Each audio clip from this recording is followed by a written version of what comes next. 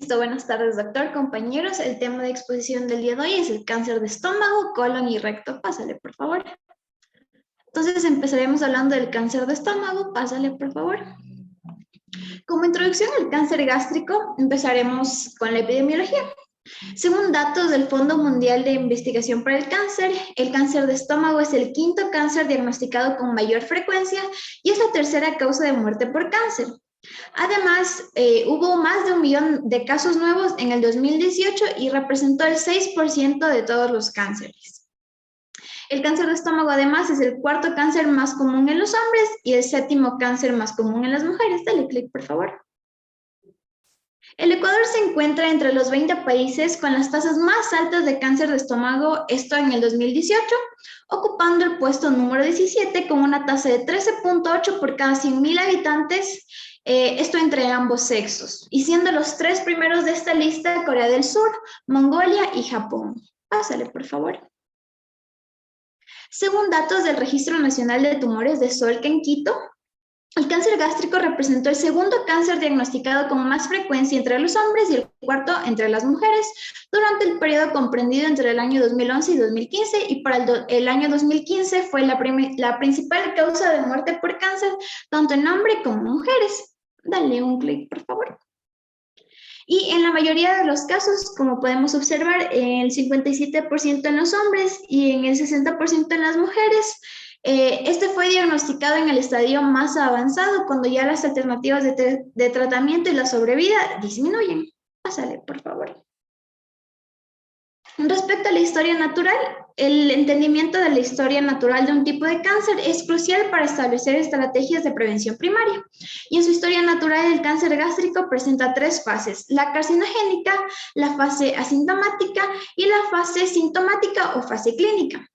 En un artículo publicado sobre el modelo para el desarrollo del cáncer gástrico, argumentó que el desarrollo de este tipo de cáncer se originaba en un proceso de 30 a 50 años de duración, que comenzaba con una gastritis crónica atrófica y luego progresaba a una metaplasia intestinal, luego displasia y finalmente cáncer. También se mencionaba que los cambios iniciales se producían en la primera década de la vida, cuando generalmente ocurría la colonización por el Helicobacter pylori, y que además los agentes responsables de promover este proceso, como podemos observar en este cuadro, de promover este proceso lento de gastritis, estaban relacionados con el medio ambiente, como son la dieta, el tabaquismo, la ingesta de sal, el alcohol y la formación de nitrosaminas. Pásale, por favor. Continuando con la primera fase, la fase carcinogénica, tenemos que esta a su vez se subdivide en una gastritis atrófica, en el que el Helicobacter pylori es el factor etiológico inicial. Se continúa con una metaplasia intestinal, que es una condición premaligna y que explicaré más adelante, y luego se convierte en una displasia intestinal, que es básicamente una lesión precancerosa. Pásale, por favor. Respecto a la gastritis atrófica, la hipótesis más aceptada propone que la gastritis crónica por Helicobacter pylori es el factor etiológico inicial del cáncer gástrico. Y esta bacteria es el agente causal más importante involucrado en la génesis de este tipo de cáncer, ya que está fuertemente asociado con el cáncer gástrico distal de estómago, y se ha demostrado que la infección por esta bacteria es una condición necesaria, pero no suficiente, para la carcinogénesis gástrica. Otros factores etiológicos, como por ejemplo el cigarrillo, la ingesta de alcohol y la formación endógena de nitrosaminas, pueden estar involucrados también en la causalidad del cáncer gástrico.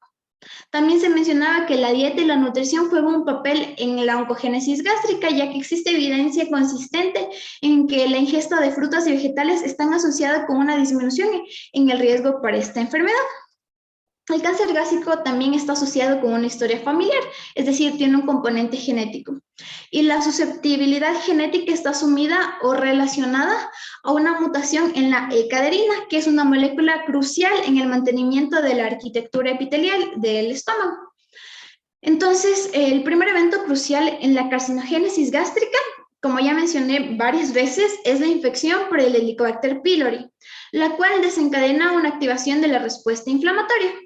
Sin embargo, a pesar de la alta prevalencia de la infección por Helicobacter pylori, solo una parte de los pacientes infectados llegan a desarrollar cáncer gástrico.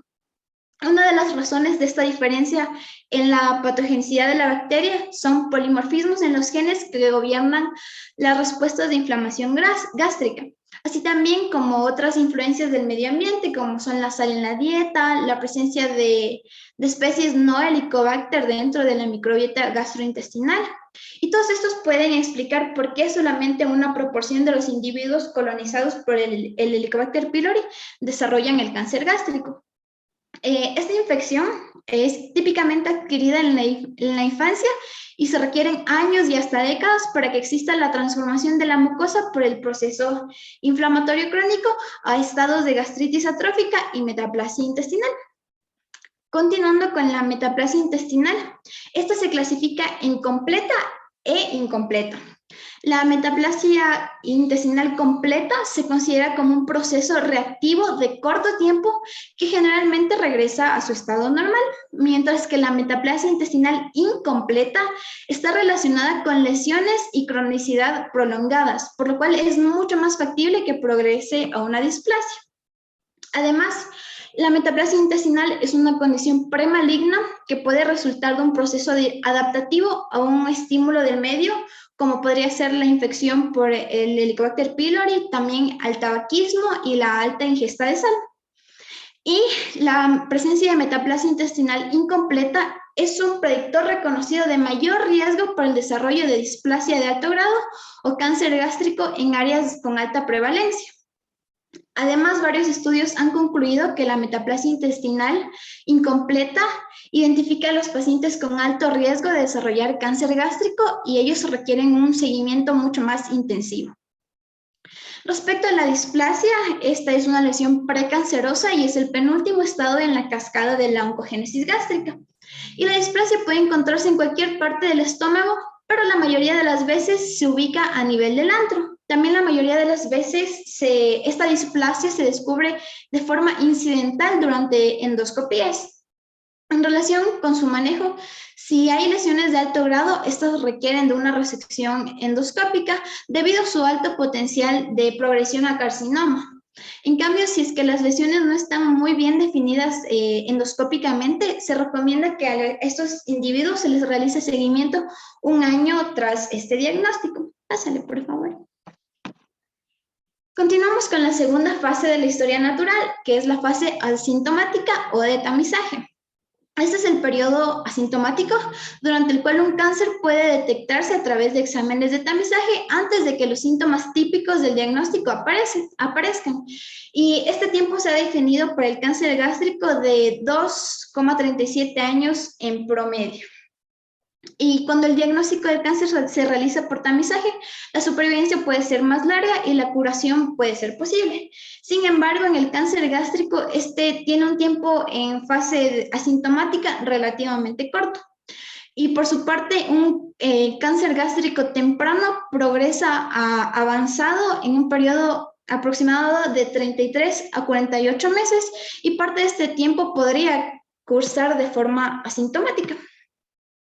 Y la última fase es la fase sintomática, en el que el cáncer gástrico, como ya mencioné en su estado inicial, es prácticamente asintomático y cuando aparecen ya los síntomas, la enfermedad se encuentra muy avanzada, un momento en el que el tratamiento quirúrgico es casi imposible o se dificulta bastante.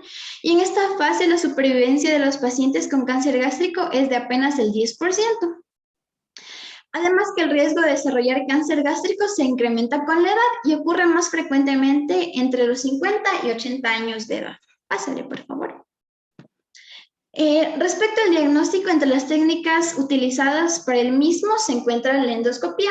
Entonces, tenemos la endoscopía digestival, en donde el diagnóstico del tejido y la localización anatómica del tumor primario se obtiene mejor mediante este tipo de endoscopía gastrointestinal superior.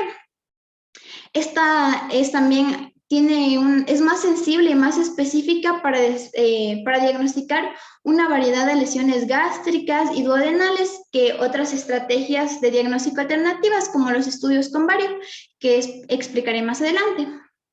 Entonces, este tipo de endoscopías es útil para evaluar una sospecha de cáncer gástrico y permite visualizar las lesiones y biopsiarlas con facilidad. Dale clic, por favor.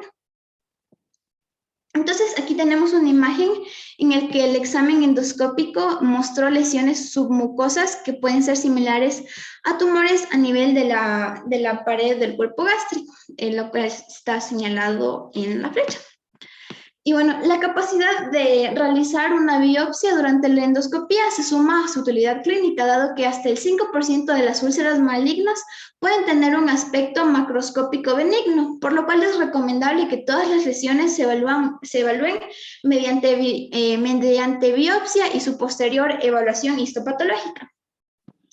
Además, durante la endoscopía se debe realizar una biopsia de cualquier úlcera gástrica que parezca sospechosa.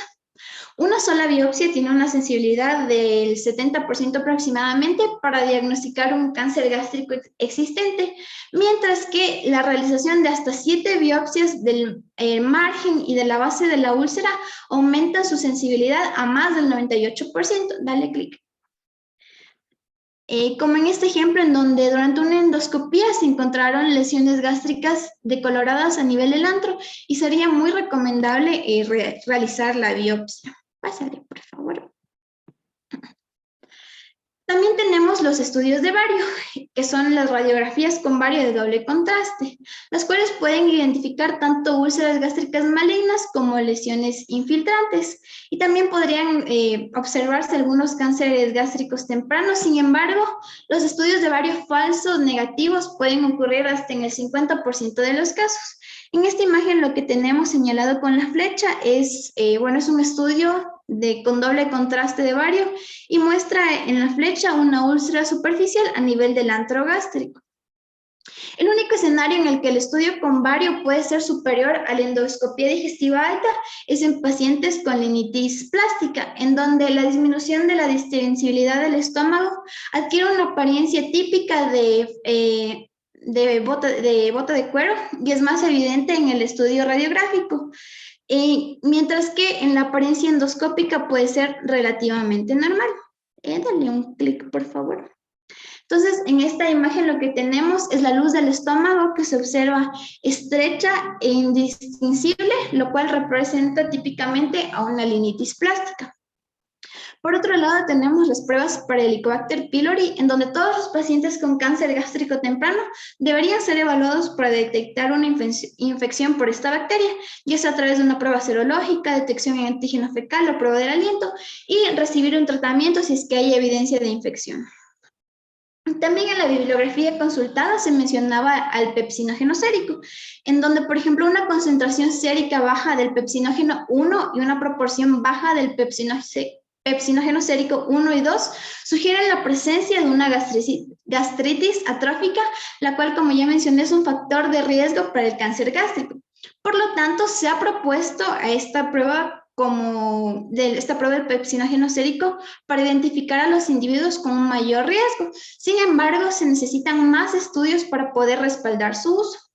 Y una vez establecido el diagnóstico del carcinoma gástrico, es preciso definir el estadio. Y al igual que con otros cánceres, la tomografía y la PET se pueden utilizar para evaluar la enfermedad metastásica. Pásale, por favor.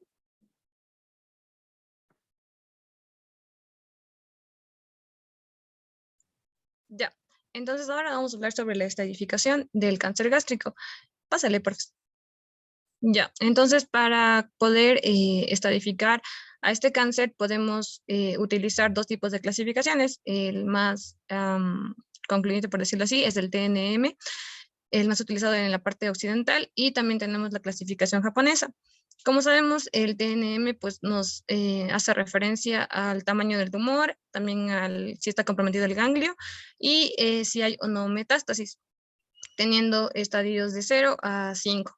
En el caso de la clasificación japonesa, se menciona que es la más elaborada y pues esta se crea más bien por el hecho de los pacientes, digamos, de la zona de Asia, que tienen o han incrementado su incidencia con respecto a este cáncer. Entonces, Bueno, se puede ver en las imágenes y tenemos que esta clasificación tiene diferentes tipos que van a ser 1, 2, 3 y 4. Entonces, en la primera, pues hace referencia a lesiones vegetantes o también polipoideas.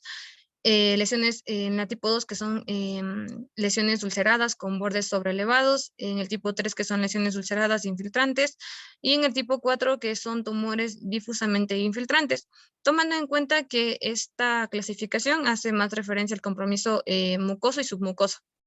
Ya, entonces, bueno, en sí, más la literatura que había consultado hace más referencia a lo que serían los cánceres gástricos tempranos. Entonces, esta es por el hecho de que en los adultos mayores mayores de 65 años se ha visto una prevalencia de alrededor del 50% que tienen este diagnóstico de cáncer gástrico temprano. Entonces, se lo puede definir como lesiones de tipo T1, es decir, que van a involucrar a lesiones de mucosa y submucosa. Y también se menciona que estos suelen ser independientes del estado de los ganglios. Entonces, se menciona que durante el diagnóstico del cáncer gástrico temprano podemos ver que hay una relación con metástasis de los ganglios linfáticos de alrededor del 0 al 15%. En otro tenemos también que podemos tomar como referencia las características del tumor como para poder ver si es que existe la probabilidad de que ese cáncer o esos tumores hagan metástasis a los ganglios linfáticos. Entonces, para eso también se menciona factores que pueden atribuirle a esta probabilidad, por decirlo así. Entonces, se menciona que pueden incluir el tamaño del tumor, que sea grande, que haya ulceración en ese tumor y también que tenga un tipo histológico difuso, es decir, que sea indiferenciado, o que sea mixto, es decir, que se podamos ver tanto tejido gástrico como también indiferenciado. Y también lo que sería la profundidad de invasión, o, tanto de la mucosa, o si hay también invasión linfovascular. Pásale, por favor.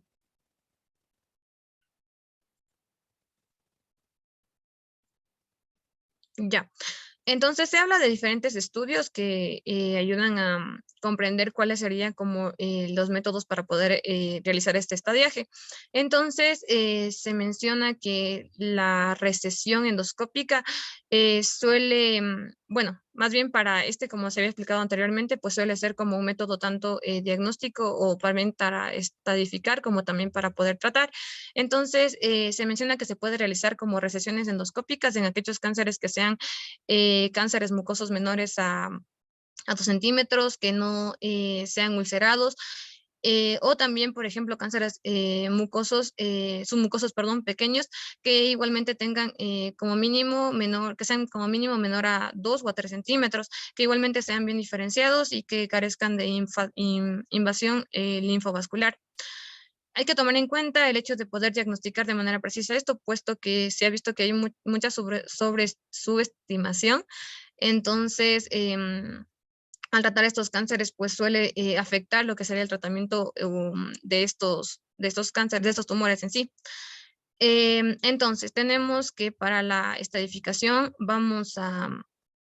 primero podemos utilizar lo que sería la endoscopía para poder predecir la etapa del tumor.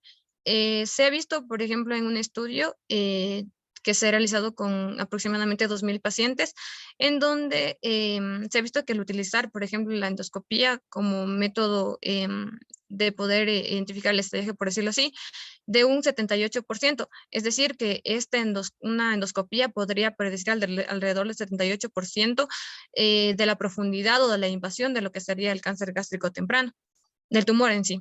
Entonces, hace referencia también a los hallazgos o a las características tanto de la mucosa como en la submucosa. Entonces, en la parte de la mucosa, pues se logra ver hallazgos como, por ejemplo, si hay protuberancias o depresiones, o también si es que está la superficie lisa, o si hay ligera elevación marginal, o también si es que existe como un estrechamiento de pliegues convergentes. En el caso de la submucosa, pues se puede ver como si estuviera una superficie irregular o una elevación marginal marcada. Eso. Entonces, se ha mencionado en sí que la mejor forma de cómo podemos estadificar estos cánceres gástricos va a ser el hecho de que utilicemos una combinación. En el caso de una recesión endoscópica, como había descrito anteriormente, como también lo que sería una ultrasonografía endoscópica. Entonces, como primera instancia tenemos la recesión endoscópica. Como les había explicado anteriormente, pues esto puede utilizarse tanto como para la estadificación como también para un tratamiento de un cáncer gástrico temprano. Entonces, lo que sí hay que tomar en cuenta es que al realizarle esta recesión endoscópica al paciente no es que le excluye de realizarse una gastrectomía. Entonces, esto en el caso de obviamente si es que hay una recesión incompleta o también se ha obtenido como hallazgos histológicos desfavorables. Ya, pásale, por favor. Ya, luego tenemos a lo que sería la ultrasonografía endoscópica. Entonces, este se le ha mencionado como un tratamiento o un método no quirúrgico disponible más confiable, por decirlo así, puesto que ayuda a evaluar la profundidad de la invasión del cáncer gástrico y hace referencia a la utilidad más en lo que serían las lesiones de T1, es decir, mucosa y submucosa. Y si comparamos la efectividad con respecto al uso de una tomografía computarizada, pues va a ser el hecho de que con esta ultrasonografía, pues se puede obtener como imágenes más precisas de lo que sería la pared gástrica y obviamente poder identificar con mayor precisión la invasión del tumor. También se ha visto que con este tipo de, con esta ultrasonografía endoscópica también se puede identificar lo que serían los ganglios linfáticos regionales afectados. Em, entonces podemos, por ejemplo, podemos ver más bien que con la ultrasonografía endoscópica se puede detectar, por ejemplo, agrandamientos de los ganglios regionales, pero hay que tomar en cuenta que también esto nos puede dar como una parte fallida por el hecho de que también no se puede diferenciar de manera correcta con, por ejemplo, una inflamación perigástrica benigna. Entonces hay que tomar en cuenta esto, pero lo que sí se puede realizar es, por ejemplo, cuando ya tengamos como ganglios sospechosos, por decirlo así, podemos utilizar lo que sería la aspiración con aguja fina. Entonces ahí este combinado de la ultrasonografía endoscópica más la aguja fina, pues aumenta en sí la precisión de lo que sería la estadificación de los ganglios linfáticos. Eso, también se menciona como anteriormente mi compañera mencionó, pues que se utiliza la tomografía computarizada y también la tomografía por emisión de positrones con fluorodesoxiglucosa, pero esto se hace más en lo que serían regiones más occidentales. Entonces, eso, ya, pásale, por favor. Ya, con respecto al tratamiento, pues la bibliografía nos menciona que podríamos actuar de acuerdo a cómo encontremos el tumor, ya sea localizado, en sí el cáncer, perdón, que sea localizado o cuando sea metastásico. Entonces, dentro del localizado podemos utilizar lo que sería una cirugía, tratamiento citoreductor, tratamientos para los pacientes con tumores irresecables desde el punto de vista médico, que menciona la literatura, y también lo que sería el metastásico, donde podemos utilizar quimioterapias, tratamientos dirigidos u otros tratamientos paliativos. Pásale, por favor. Entonces, dentro de este cáncer gástrico localizado, pues, como se había descrito, la mejor opción, por decirlo así, es la cirugía. Esto tomando en cuenta, o sea, más bien se ha tomado en cuenta que el cáncer o los tumores estén como a los bordes del estómago o en las zonas distales del estómago, y se ha visto que si es que se realiza una gastrectomía subtotal, se puede curar. Mientras que si es que está el tumor localizado en otros lugares que no sean, en este caso, las zonas distales al estómago, se puede realizar una gastrectomía total, que también se puede ver una curación. Además, con esta recesión quirúrgica también se menciona un procedimiento que se debe realizar, que es la disección ganglionar D2. Este se utiliza con el hecho de poder extirpar en sí ganglios perigástricos. Esto tanto depende con dónde estaría el tumor, podría ser a lo largo de la curvatura mayor y menor. Eso también con respecto a ganglios que también se pueden encontrar en otro tipo de zonas, como por ejemplo las arterias gástricas izquierdas, también las hepáticas comunes o las arterias celíacas, entre otros en sí. Lo que sí se recomienda es que se debe por lo mínimo practicar una disección de 2, por lo mínimo con un examen de 15 ganglios. Entonces, eso. En la segunda instancia, como habíamos hablado, tenemos el tratamiento citorregulador. Entonces, bueno, en este caso es como se ve tratamientos complementarios, puesto que se va a utilizar un tratamiento neoadyuvante y adyuvante. Entonces, se ha visto que hay una mejora con respecto, o tras más bien la recesión que se realiza de estos tumores. Lo que sí hay que tomar en cuenta es que al realizar una radioterapia sola, en sí no trae como un beneficio grande, por decirlo así, pero lo que sí se puede ver es cuando utilizamos la quimio-radioterapia complementaria. Entonces, en estos, es un ejemplo, ¿no? El hecho de poner tratamientos con ciclos de 5-fluoracilo o más ácido folínico, que puede durar, por ejemplo, alrededor de 5 días, y luego que vaya seguido por una quimioterapia, en este caso perdón, en una radioterapia, en este caso con 4.500 grays, por ejemplo, igualmente a lo largo de 5 semanas. Eso sería, por ejemplo, una terapia combinada que podría dar beneficios en este caso del cáncer gástrico. Ya, eso con respecto a la quimioterapia, quimio-radioterapia, perdón. Entonces, lo que sí se ha visto también es el hecho de poder tomar como referencia la quimio-radioterapia adyuvante.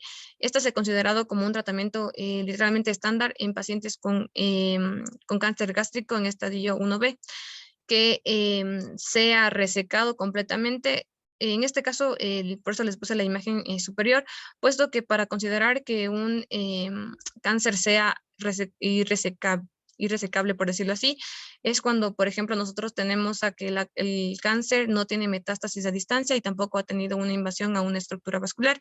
Entonces, como había explicado, para utilizar la quimio-radioterapia, en realidad lo que se tiene que tomar es en cuenta que estos cánceres, en este caso, es más, ayuda más bien cuando un cáncer gástrico está en estadio 1B y suele estar resecado. Entonces ahí se utiliza más o se ve mayor beneficio, por decirlo así. Esto. Entonces, algo que hay que tomar en cuenta también es el hecho de el aumento, por decirlo así, de la supervivencia de vida a los 5 años. Entonces, se menciona que, por ejemplo, al usar, en este caso ya no una quimio-radioterapia, sino, por ejemplo, una quimioterapia nada más, es, por ejemplo, si solamente usamos la quimioterapia, puede tener alrededor de un aumento en la calidad de vida o en la supervivencia de un 36% a los 5 años, con respecto a solamente realizado una cirugía sin quimioterapia. Esto es decir que les pongo que, o sea, en sí no puede utilizarse una radioterapia en sí sola porque no trae beneficios, pero una quimioterapia también puede traer beneficios, pero aún más se puede observar cuando tenemos una terapia combinada. Eso. Como el otro tratamiento sería para los pacientes con tumores irresecables, que igualmente ya les había explicado. Entonces, con estos pacientes, pues, va a ser eficaz lo que sería la combinación de una quimio y una radioterapia. Igualmente, sería como las que le había explicado anteriormente como ejemplo, que estaría la utilización de un 5-fluoracilo con una dosis de Gray de radiación de 4.000 a 5.000. Eso. Pásale, por favor. Ya. Con respecto al cáncer gástrico metastásico, pues aquí se menciona igualmente la quimioterapia, tratamientos dirigidos y procedimientos paliativos. Para los cánceres gástricos metastásicos, lo mejor es utilizar lo que sería la quimioterapia, y esto puesto que aumenta la calidad de la supervivencia de vida. Para esto se puede utilizar diferentes quimioterápicos que pueden ser el 5-fluoracilo, el cisplatino, la oxaliplatino, el irinotecan, la capecitabina, antraciclinas y los taxanos. Entonces, en este caso, hay que tomar en cuenta en la anterior, como vimos, la quimio-radioterapia en un cáncer localizado suele ser muy beneficioso, pero en estos casos es mejor utilizar fármacos como monoterapia. puesto que la terapia combinada pues no se ha visto como que mayores beneficios, por decirlo así. Eso, en el caso de los tratamientos dirigidos, bueno, la bibliografía también nos menciona que un ejemplo es el hecho de tomar al ERF2, NEU, también se conoce como ERBB2, pero es un receptor en sí y este receptor suele estar en las células cancerígenas, y entonces, bueno, en esas células cancerígenas gástricas. Entonces, lo que hace es aumentar la proliferación, apoptosis, adhesión, migración y diferenciación de las células tumorales en sí. Se menciona que este receptor suele estar en aproximadamente el 20% de los cánceres gástricos, entonces podría utilizarse como una diana para poder desarrollar diferentes tratamientos. Ya, entonces, lo que sí se puede, por ejemplo, utilizar es un fármaco, un tratamiento dirigido sería el fármaco trastuzumab. Este fármaco es un anticuerpo monoclonal y suele estar dirigido para este receptor del ERBB2. Entonces, en estos casos sí se ha visto, como digo, un beneficio en el usar este quimioterápico. Y algo que se tomó en cuenta es, por ejemplo, o sea, en un estudio se había tomado como referencia el uso de este fármaco y junto con una quimioterapia, y se ha visto que la supervivencia global ha aumentado a un 13.8%, bueno, en este caso de meses, por decirlo así, y en la parte de eso con referencia o frente al uso de una quimioterapia sola. Entonces, eso también se ha visto que se puede utilizar como fármacos antiangiogénicos, y se demuestra que tienen como un papel fundamental, puesto que ayuda a evitar que haya como expansión, por decirlo así, de las células neoplásicas, obviamente, y pues estos se pueden utilizar más en adenocarcinomas gástricos y también adenocarcinomas que se encuentran en la unión esófago-gástrica.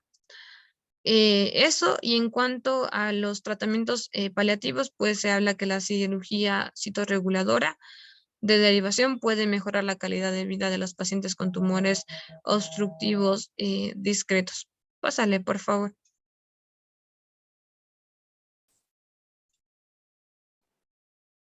Bien, ahora continuando con lo que es el cáncer de colon. Pásale, por favor. Bueno, primero vamos a hablar sobre la epidemiología en el mundo, sobre lo que es el cáncer colorectal. Y como podemos ver en el gráfico, este cáncer colorectal es el cuarto cáncer más comúnmente diagnosticado, según la base de datos Globocan de la Organización Mundial de la Salud. También se muestran que las tasas de incidencia y mortalidad son sustancialmente más altas en los hombres que en las mujeres, y es aproximadamente un 20% más alta en afroamericanos que también en personas de raza blanca. Ya como dato, también en los Estados Unidos, tanto la incidencia como la mortalidad han ido disminuyendo lentamente. Anualmente se diagnostican aproximadamente 106.180 casos de cáncer de colon y 44.850 casos de cáncer de recto. Pásale, por favor. Y bien, aquí podemos ver la relación en hombres con mujeres, que es una relación de más o menos 1.5 a 2. Y como podemos ver aquí por continentes, el continente de Asia es el que mayor número de casos reporta, seguido de Europa, de Norteamérica, de Latinoamérica y el Caribe, con África y Oceanía de último. Síguele, por favor. Bien, con respecto aquí al Ecuador, según el Registro Nacional de Tumores de Solcaquito, en el periodo 2011-2015, Ecuador se encontraba en el puesto número 63 con respecto a hombres, y en el puesto número 60 en mujeres entre 69 países. Dale clic, por favor. Otro. Ya, y bueno, más específicamente aquí, para este periodo se reportó que en la ciudad de Quito existía una mayor incidencia de este cáncer colorectal, pero en hombres, con una tasa de 14 por cada 100.000 habitantes, mientras que en mujeres se presentaba una mayor incidencia en Machala, también con una tasa de aproximadamente 14 por 100.000 habitantes. Cámbiale, por favor. Ya, bueno, en esta parte es para explicar más o menos lo que sería específicamente del cáncer de colon. Datos en sí el Ecuador pues no nos proporcionan, pero al menos se puede obtener como una bibliografía, entonces se va a continuar a explicar eso. Entonces, dentro del cáncer de colon en sí, pues suele ser eh, más frecuente en pacientes que tengan, o sea, pacientes que tengan entre mayor a 50 años, 60 años, perdón, y su frecuencia o incidencia en sí suele ser de 30 a 50 pacientes por cada 1000 habitantes.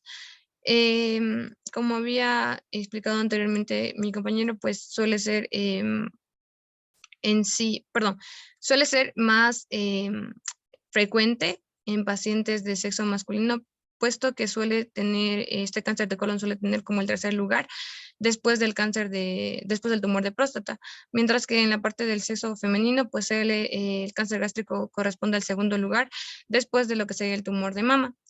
Entonces, se habla de que la diferencia en las tasas de incidencias suelen ser a nivel geográfico, suele ser muy atribuidas a las diferentes exposiciones alimentarias y también a la parte ambiental a la que esté susceptible en los pacientes en sí.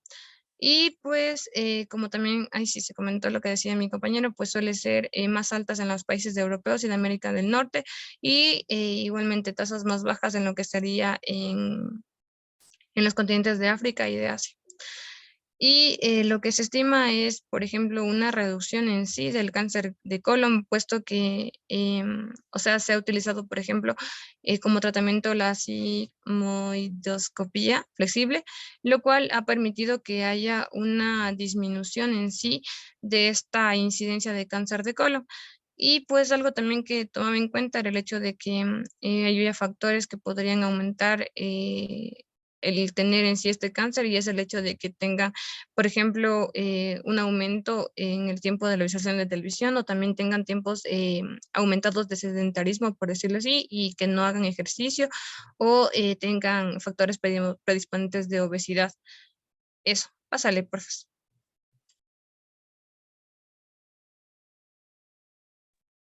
Ya, en cuanto a lo que serían los factores de riesgo, tenemos en cuenta aquí los factores dietéticos. Aquí se dice que las personas, aquellas que tienen dietas ricas tanto en grasas, en las cuales se incluye altos consumos de carne roja y procesadas, una pobre ingesta de lo que serían frutas y verduras frescas. Además, también algo muy importante que se tiene que ver aquí es el hecho del consumo de tabaco y también de lo que sería el consumo excesivo de alcohol. En cuanto a las condiciones predisponentes, vamos a tener aquellas enfermedades que aumentan el riesgo. Entre estas tenemos algunas presentaciones como son los pólipos, que estas pueden presentarse tanto en lo que sería el colon y el recto. Entonces, estas pueden generar un mayor riesgo en cuanto a lo que serían procesos neoplásicos malignos. Y aquí tenemos los adenomas tubulares, los vellosos o inclusive ambos que pueden presentarse como mixtos tubovellosos, o también en procesos que van a hacerse no neoplásicos, en el cual podemos ver procesos inflamatorios o enfermedades intestinales inflamatorias, en las cuales tenemos lo que sería la enfermedad de Crohn, y también aquí puede incluirse la colitis ulcerosa. Por otra parte, tenemos lo que sería ya haber tenido un cáncer de colon rectal previo. Entonces, esto sí genera, y por eso se tiene que realizar una vigilancia para evitar la aparición de estos segundos tumores. Por otra parte, también algo muy fundamental son los factores genéticos. Entonces, aquí tenemos que van a presentarse síndromes genéticos. Entre estos tenemos las alteraciones del P53 y también del gen APC, lo que aumenta el riesgo. Por su parte, en cuanto a los factores familiares, vamos a tener en cuenta que es mayor en aquellas personas que tienen uno o varios familiares que hayan sido diagnosticados con cáncer de colon. En cuanto a la edad, decimos que esta va a presentarse mayor a los 50 años, y generalmente es porque aquí se van a presentar los pólipos y luego de 10 años van a presentar lo que sería el cáncer.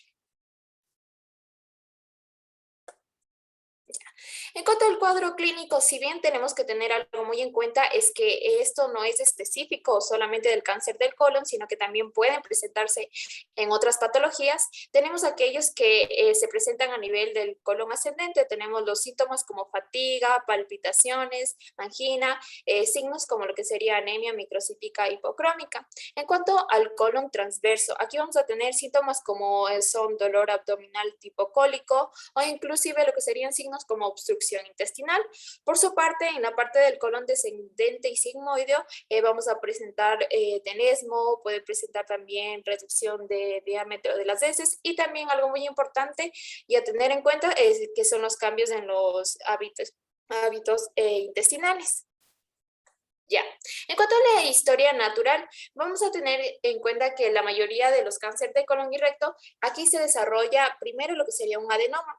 Esto va a perdurar por lo que sea un proceso de 10 a 15 años y esto puede generar otro tipo de lesiones. Es decir, que primero vamos a hablar de un periodo prepatogénico, en el cual van a describirse una triada, que es la triada ecológica.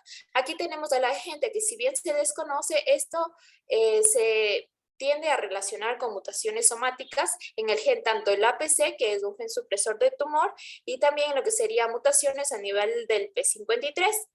En cuanto al hospedador, tenemos al humano en sí y el ambiente que se presenta de forma universal. En cuanto hablando de nuestro periodo patogénico, decimos que desde el punto de vista histopatológico lo que va a poderse ver son lo que sería focos de criptas aberrantes, lo que generan focos adenomatosos. De esta manera lo que hace es que exista un aumento en lo que sería la superficie del epitelio y esto da lugar a lo que serían estos pólipos. Entonces aquí tenemos en cuanto al proceso que se va a presentar, tenemos primero lo que sería una formación de pólipos benignos. Luego, lo que sería una formación de lesiones cancerosas in situ.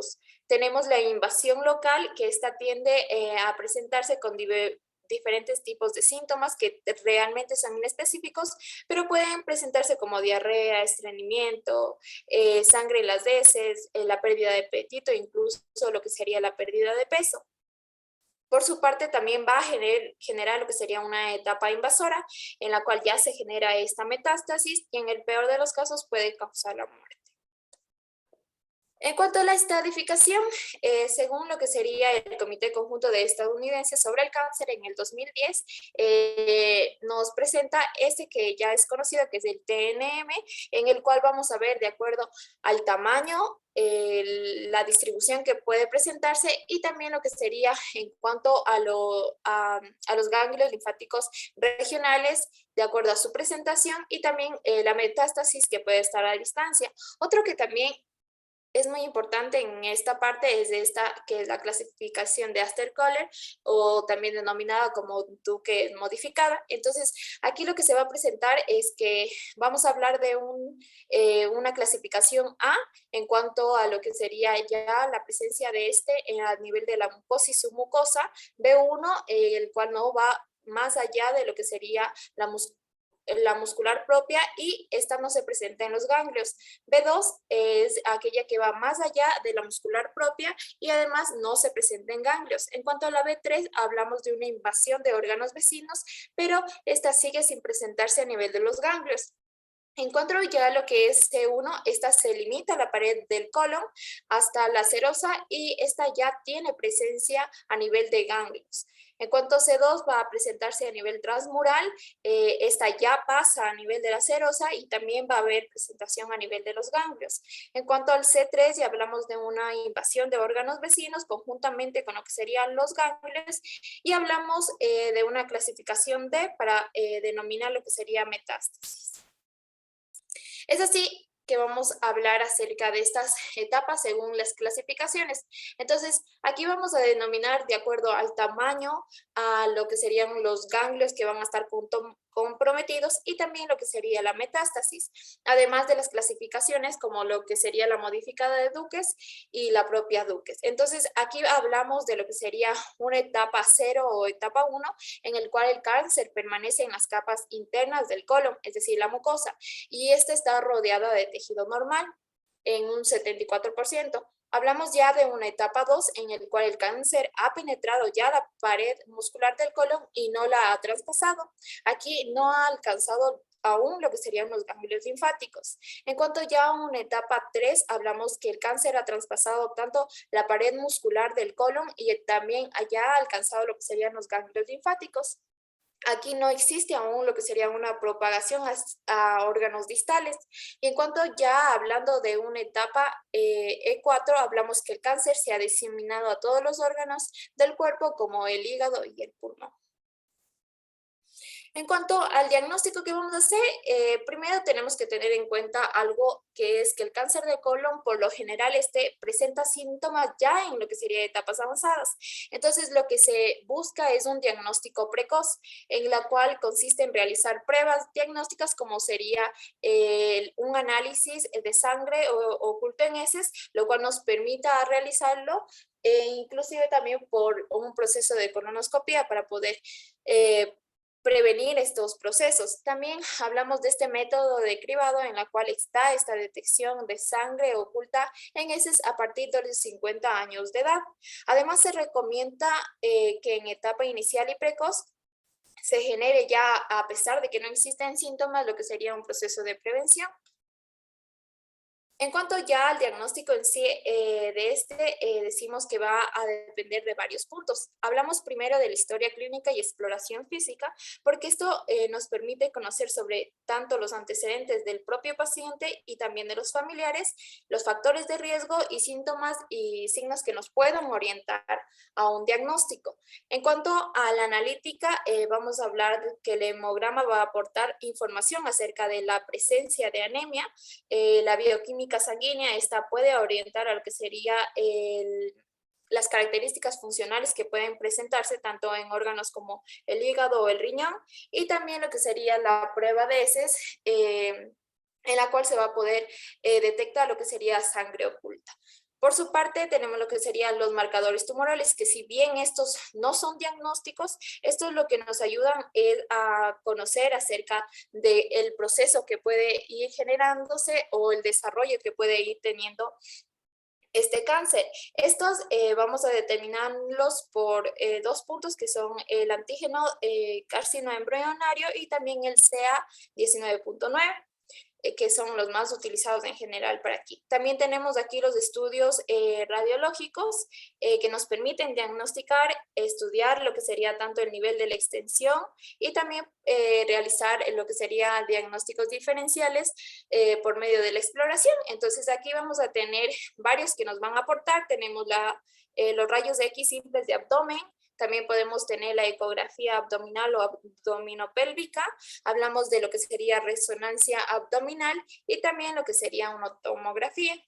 Pero como tal, las pruebas de detección, tenemos a la colonoscopia, que consiste en lo que sería en una introducción de un aparato que es el colonoscopio, y lo que permite es que podamos detectar lo que serían estos pólipos, que si bien pueden ser no neoplásicos, también tienen un riesgo de malignidad.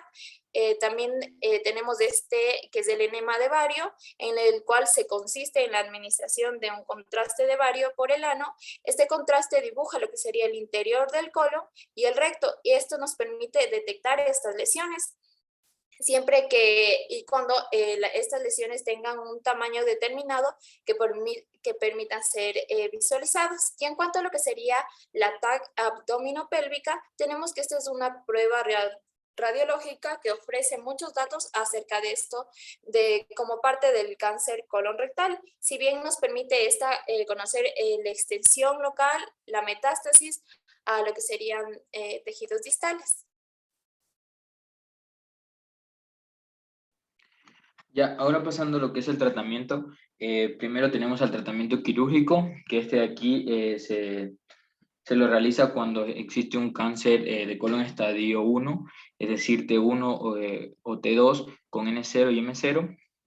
Y aquí la resección quirúrgica confiere una tasa de curación elevada a los pacientes con este estadio, y no se recomienda algún tratamiento complementario alguno.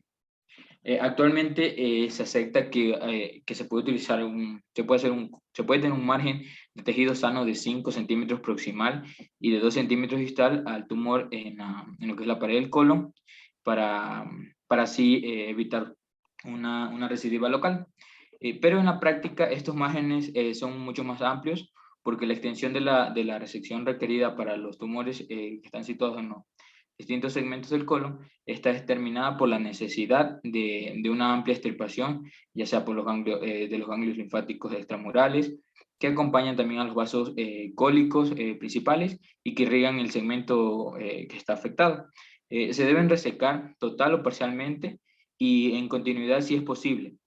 También las estructuras adyacentes infiltradas por el tumor. También se menciona que la inflamación que acompaña a la infiltración tumoral de los órganos vecinos puede hacer pensar en un tumor irresecable, aunque realmente no lo sea. Ya, en los carcinomas que se asientan en lo que es en el colon derecho, se realiza una hemicolectomía derecha, incluyendo unos 10 a 15 centímetros del ilion terminal, y se va a restablecer una continuidad mediante una ilion transversostomía, que esta puede ser término lateral, laterolateral o término terminal, ya sea manual o mecánica, en función del calibre de los segmentos que se van a anastomosar y de las preferencias también del criterio del cirujano. En el caso de que sea en el colon izquierdo, se realiza una hemicolectomía izquierda con anastomosis término terminal, manual o mecánica. Pásale, por favor.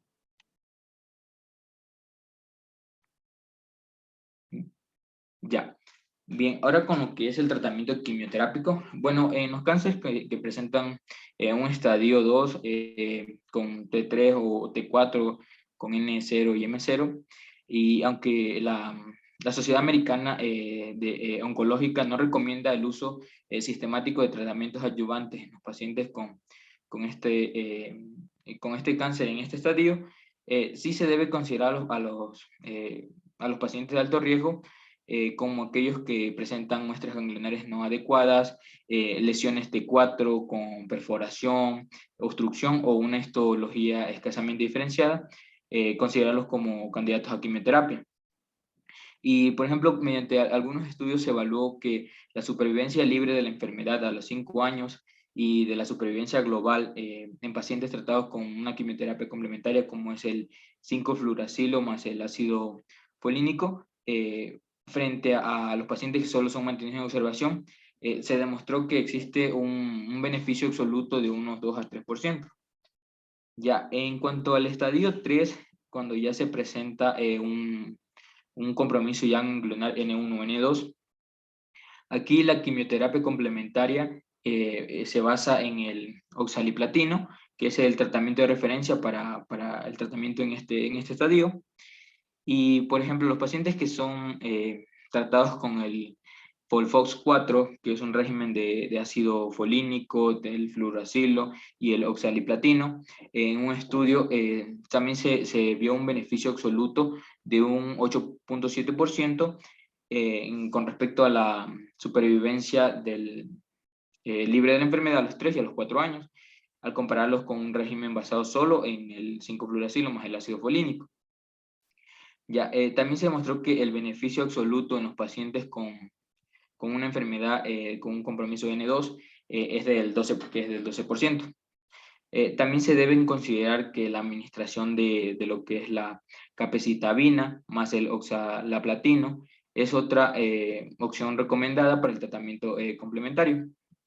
Pero con respecto a la edad, también nos mencionaba que se debe considerar mucho, ya que en otro estudio donde se utilizaron pacientes mayores a 70 años, se demostró que la supervivencia global no varía significativamente según el tipo de tratamiento, pero que la supervivencia global nominal a los 5 años era mucho mejor solo con el 5-fluoracilo más el ácido folínico. Ahora con respecto ya a un cáncer metastásico, aquí la finalidad del tratamiento, ya sea potencialmente curativa o paliativa, puede ayudar a determinar la elección del régimen que se va a usar como tratamiento inicial en estos estadios. en donde aquí tenemos como el eje central de la quimioterapia, un régimen basado en el 5-fluoracilo más el oxaliplatino, o también se puede utilizar este 5-fluoracilo con el irinotecan, que son los tratamientos de primera línea adecuados para este estadio. Ya, en un estudio se demostró la superioridad de utilizar el 5-fluoracilo más el oxaliplatino versus irinotecan. Ya, también se puede considerar una monoterapia con capecitabina o con el 5-fluoracilo como un tratamiento inicial para pacientes tal vez que presenten otras enfermedades asociadas que le impidan iniciar con un tratamiento mucho más agresivo. Ya, a esto también se le puede sumar lo que es una terapia con fármacos dirigidos, donde podemos encontrar al becacizumab, que es el primer fármaco antiangiogénico aprobado para el tratamiento del cáncer, y cuando se añade a la quimioterapia de primera línea, este anticuerpo va a actuar contra el factor de crecimiento endotelial vascular, y lo que va a mejorar los resultados. También se menciona que en los tumores CARRAS de tipo salvaje, la combinación de la quimioterapia primera línea más el cetuximab y el panitumumab, que son antagonistas de los receptores del factor de crecimiento epidérmico, también se asocian a una mayor, a un mejor resultado. Ya, por último tenemos los tratamientos de mantenimiento, en donde aquí el tratamiento de mantenimiento se debe considerar una vez alcanzada ya la respuesta máxima con el tratamiento de primera línea que se le da a este paciente. Y aquí hubieron 2 estudios donde se comparó que un tratamiento de mantenimiento con 5-fluoracilo más el ácido folínico versus una quimioterapia donde existe un periodo libre de estos fármacos, y donde se pudo ver que cuando se utiliza este 5-fluoracilo más este ácido folínico, existe un casi 13 meses de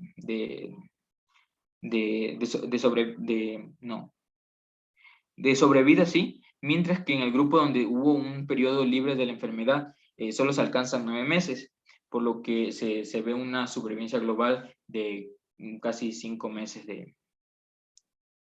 Ya, también se mencionaba que se podía dar un tratamiento de mantenimiento con la capecitabina más el bevacizumab, después de haber utilizado como terapia inicial la capecitabina más el oxaliplatino, en donde también se comparó con simplemente la observación del paciente, y se vio también un mejor resultado. Cámbiale, por favor. Ya, ahora con respecto al cáncer de recto, cambia. Gracias. Ya, bueno, aquí en los factores de riesgo es importante mencionar el papel de los factores ambientales, como se mencionó también en el cáncer de colon, donde aquí es importante la exposición a tóxicos como el alcohol, el tabaco. También debemos considerar los factores nutricionales, como puede ser el consumo de fibra, de té, de café, de carnes rojas. Y aunque esto es un poco controvertido, ya que aunque se ha sugerido que existe una disminución de la incidencia de cáncer de colon rectal en algunos estudios al consumo de estas fibras, no se ha asociado realmente esta incidencia con el consumo de las fibras. Ya, con respecto a la intoxicación tabáquica, también existe un debate, ya que si bien la exposición al tabaco parece susceptible de aumentar el riesgo de pólipos colorectales, no se ha evidenciado ninguna asociación significativa. Y por último, el consumo de esta regular e importante de carne roja podría aumentar el cáncer colorectal, mientras que, por ejemplo, el consumo regular de pescado no hace lo contrario. Ya, con respecto a las afecciones predisponentes, bueno, el cáncer colorectal se divide clásicamente en formas esporádicas y formas familiares. Y dentro de estas formas familiares, que pueden ser un 30%, Se han identificado 2 afecciones hereditarias asociadas a un riesgo aumentado de este cáncer colorectal, como es la poliposis adenomatosa familiar y el síndrome de Lynch. Cámbiale, por favor.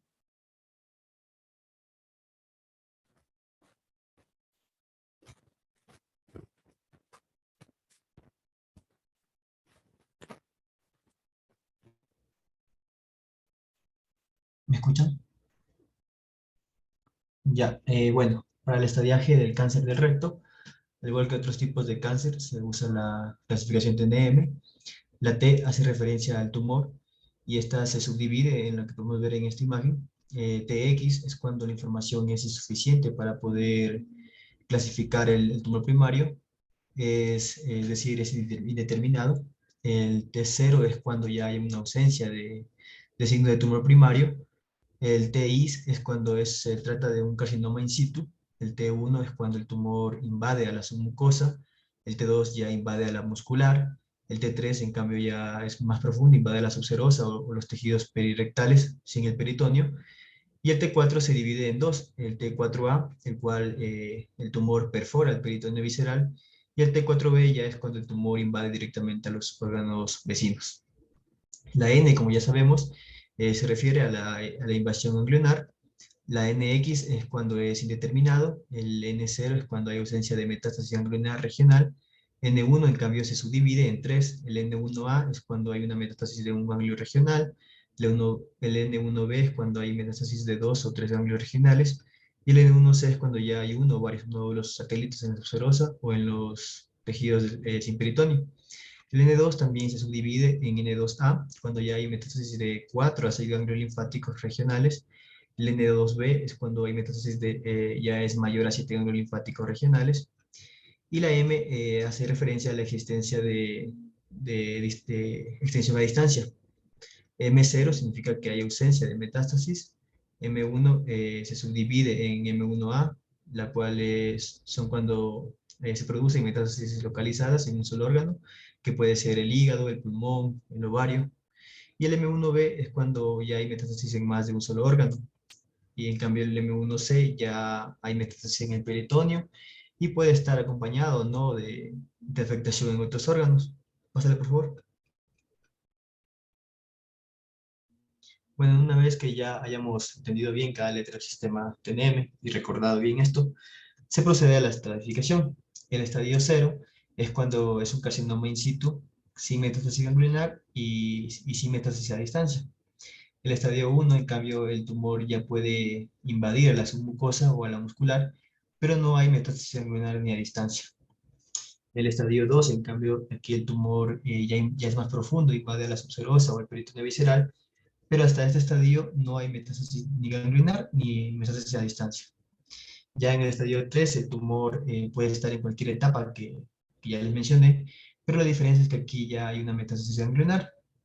Y por último, el estadio 4, que es el más agresivo, el tumor puede estar en cualquier etapa. También hay metástasis ganglionar y también hay metástasis a distancia. Este estadiaje es muy importante para poder brindar un tratamiento adecuado al paciente. Pásale, por favor. Bueno, respecto al diagnóstico, es muy importante conocer cuáles son los signos clínicos. Los más frecuentes en estos pacientes son las rectorragias, como podemos ver en la imagen. También los pacientes pueden presentar pujos, tenesmo y también una falsa necesidad de defecar. Existen signos clínicos locales como el dolor perineal, la secreción mucosa o un moco perirectal. También hay signos clínicos que son sistémicos. Estos ya aparecen cuando el cáncer tiene un mayor tiempo de evolución y se caracterizan por una alteración en el estado general, la anemia y la fiebre. La exploración física también es muy importante para el diagnóstico del cáncer rectal, ya que el tacto rectal es un elemento esencial para poder evaluar el estado del tumor. Esta exploración se la debe realizar con el paciente en posición genupectoral, como podemos ver en esta imagen de aquí. Y con este tacto rectal podemos valorar el tamaño del tumor, la localización, el tipo del tumor, es decir, si es que es vegetante, ulcerado o infiltrado. También podemos valorar la distancia entre el polo inferior del tumor y el plano de los músculos elevadores del ano. Esto es muy importante para poder evaluar la posibilidad de una resección quirúrgica y también la posibilidad de poder conservar los esfínteres. Otra técnica que nos sirve para el diagnóstico es la rectoscopía. Esta es una técnica de exploración, la cual se realiza por vía endoscópica y nos permite visualizar la lesión, si es que es ulcerosa, vegetante o sangrante al contacto. También nos permite realizar biopsias con el objetivo de poder confirmar así un diagnóstico de cáncer rectal. Pásale, por favor. Ya, dentro del diagnóstico también es fundamental evaluar la extensión locorregional y la extensión a distancia del cáncer rectal. Para poder evaluar la extensión locorregional es fundamental el tacto rectal, como ya les mencioné. Además podemos apoyarnos en exámenes complementarios, como lo son la endoscopía endorrectal, que nos permite determinar el grado de invasión parietal del tumor. Por otro lado, la resonancia magnética rectal nos permite valorar de manera más precisa el grado de infiltración del tumor y nos permite medir el margen circunferencial. ¿Qué es esto del margen circunferencial? Bueno, este margen se define como la distancia más pequeña entre el tumor y la fascia del recto. Esto es útil para poder proceder a un tratamiento quirúrgico. Finalmente, la tomografía computarizada abdominopélvica también nos puede ser de utilidad para poder visualizar si existe alguna invasión del tumor hacia órganos vecinos. Para poder evaluar la extensión a distancia, es importante una exploración física completa en búsqueda de algún ganglio supraclavicular, de una citis o de nódulos peritoneales. También podemos ayudarnos de exámenes complementarios, como la tomografía computarizada tóraco-abdominopélvica, la cual nos permite el estudio del hígado, ya que este es el órgano más frecuente en donde se da la metástasis del cáncer rectal. También hay otras técnicas como la gamografía con 9-fluorodeoxiglucosa o la tomografía por emisión de positrones, que son estudios con mayor sensibilidad y especificidad para poder evaluar la metástasis del cáncer rectal. Y por último, es útil realizar una colonoscopía completa para poder comprobar la ausencia de pólipos, ya que estos suelen presentarse en el 10% de todos los casos de cáncer rectal. Pásale, por favor. Bueno, respecto al tratamiento, tenemos a la cirugía, la cual para que pueda ser óptima en el paciente con cáncer rectal es importante estos tres principios. El primero es la exéresis del mesorrecto, ya que hace tiempo la recidiva local en estos pacientes que eran sometidos a una cirugía rectal era del 20 al 40%. Sin embargo, con esta nueva técnica, que es la excisión total del mesorrecto, ha disminuido al 10% la aparición de estas recidivas locales. El segundo principio es la preservación nerviosa, ya que es importante preservar los plexos nerviosos simpáticos, preaórticos y los parasimpáticos sacros después de la cirugía rectal, con la finalidad de poder evitar trastornos de eyaculación, dispareunia, trastornos urinarios e impotencia sexual en estos pacientes. Y el tercer principio es la conservación del aparato esfinteriano.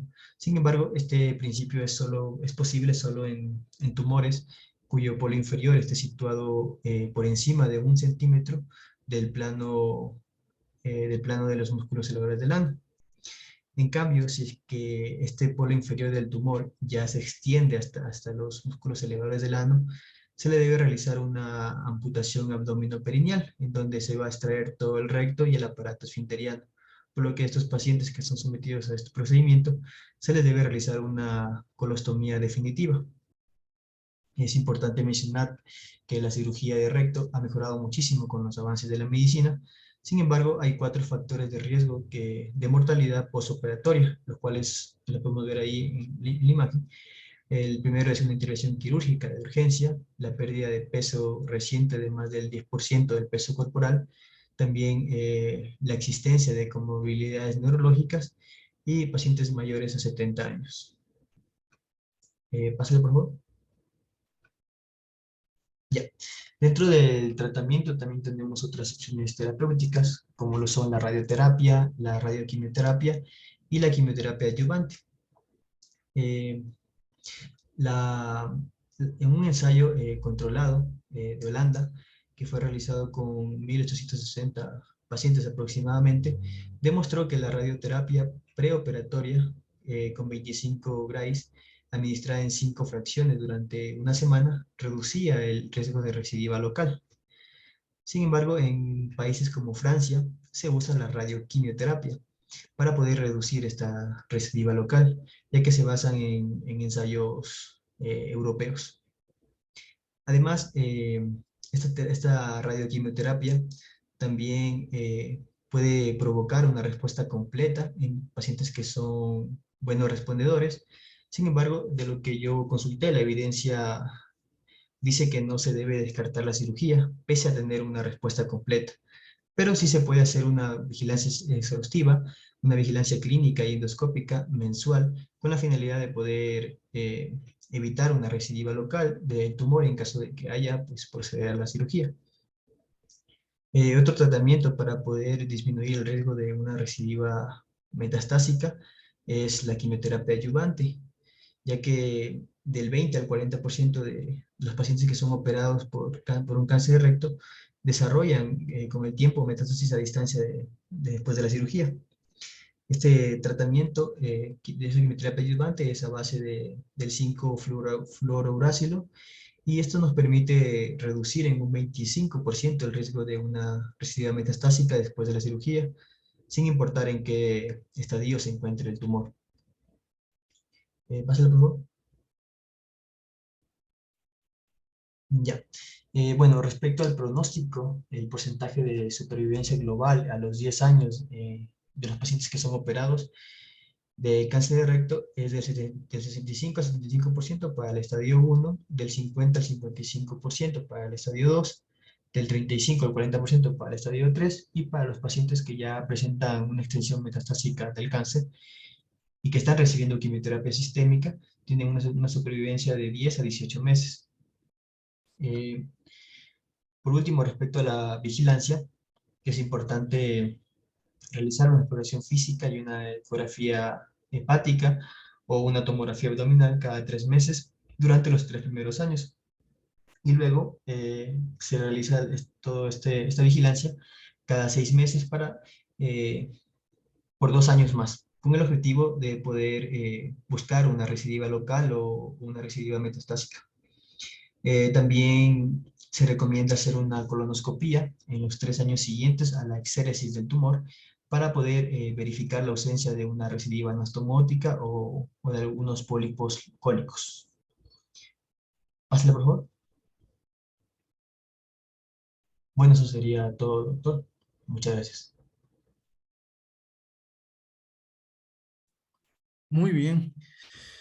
Bueno, entonces, en resumen, ¿alguien podría decir cuáles serían los estudios más importantes en el cáncer gástrico? Sobre todo para la prevención.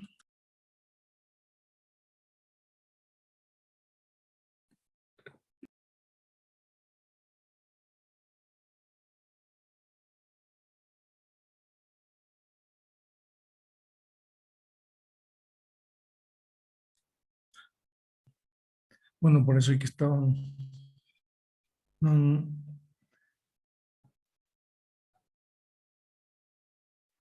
Bueno, entonces los estudios del cáncer gástrico, como ustedes saben, principalmente es la detección de las lesiones precancerosas, ¿no es cierto?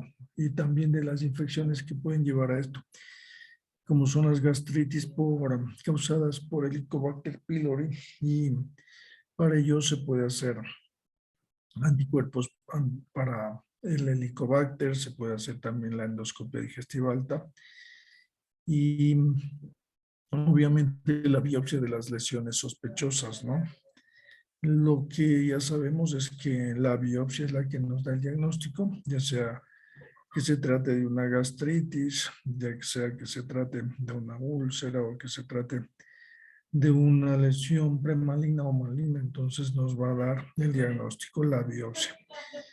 También nos ayuda en estos estudios en realizarse ecoendoscopías, ¿no es cierto? Y obviamente ya para el diagnóstico en sí También usamos en la estadificación las tomografías, la ecoendoscopía también, y podríamos usar también otros estudios como por ejemplo los marcadores tumorales para el cáncer gástrico, que son el CA19-9 y también el antígeno carcinoma embrionario, pero el más específico es el CA19-9. En el caso de los tumores de colon y de recto, tenemos la colonoscopía, tenemos la rectosigmoidoscopía y también tenemos otros estudios como las tomografías, las resonancias magnéticas que nos ayudan a esto. Igualmente la ecoendoscopía ayuda a establecer la profundidad de la lesión, ¿no? En este caso, a nivel de la pared. Especialmente eso se usa en el cáncer de recto. En el cáncer de colon no se usa mucho la ecoendoscopía. En cuanto a la clasificación, entonces, o mejor dicho, la estadificación, entonces nos ayuda mucho las tomografías y también las resonancias magnéticas, ¿no? La resonancia magnética a nivel de recto nos permite también establecer la profundidad de la lesión y también la invasión a los órganos y también a los ganglios linfáticos locales a nivel pélvico. Entonces, es muy útil en este aspecto. En cambio, para las metástasis a nivel de otros órganos, como por ejemplo en el hígado y en los pulmones, es indispensable utilizar las tomografías, puede ser también el PET scan, que nos ayuda sobre todo cuando hay dudas sobre la extensión de las lesiones tumorales, ¿no?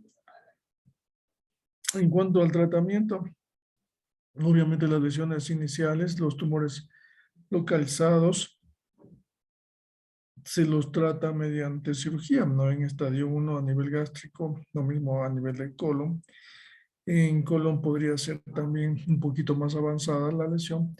Estadio 2, e incluso en algunos casos hasta estadios 3 pueden ser tratados mediante cirugía y luego posteriormente se complementa el tratamiento con las quimioterapias. En el estadio 2, en estadio 3 y en estadio 4, obviamente los tratamientos son diferentes, ¿no? En estadio 2, en cáncer gástrico, generalmente puede ser también ideal darle el tratamiento neoadyuvante, es decir, una quimioterapia neoadyuvante.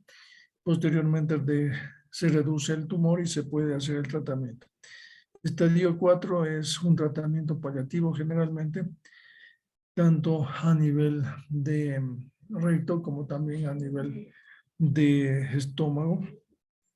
Y en el intestino se podría también realizar un tratamiento paliativo, ¿no? En este caso, por ejemplo, una colonoscopia, una colostomía descompresiva, para que se produzca una mejor calidad de vida de los pacientes cuando ya no son resecables los tumores.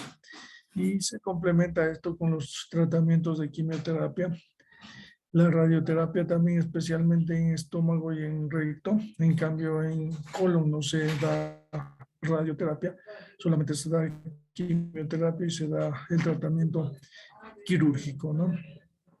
En recto sí utilizamos incluso para la neoadyuvancia, la radioterapia junto con la quimioterapia, y también podemos utilizar en estómago también una neoadyuvancia con radioterapia, ¿no? Pero especialmente se usa en la terapia adyuvante cuando ya se ha hecho el tratamiento, especialmente en tumores estadios 2-3, se puede hacer el tratamiento de quimio y radioterapia en estómago. Bueno, estos tumores, como ya se ha visto, tienen mucha relación con factores genéticos y también con factores ambientales, especialmente con la dieta, consumo de tabaco, consumo de alcohol y los alimentos, ¿no? Especialmente ya hemos hablado de las dinitrosamidas, del benceno, y también hemos hablado de algunos otros, como por ejemplo los embutidos, ¿no es cierto? Las carnes procesadas, y también se ha hablado de algunos otros alimentos, como por ejemplo las grasas, por ejemplo la leche y sus derivados, y en el caso del cáncer colorectal, y en el cáncer gástrico, en cambio, ya hemos hablado de las carnes rojas, al igual que también el cáncer de colon recto, ¿no? Todo esto es importante de tomar en consideración. ¿Tienen alguna pregunta sobre este tema?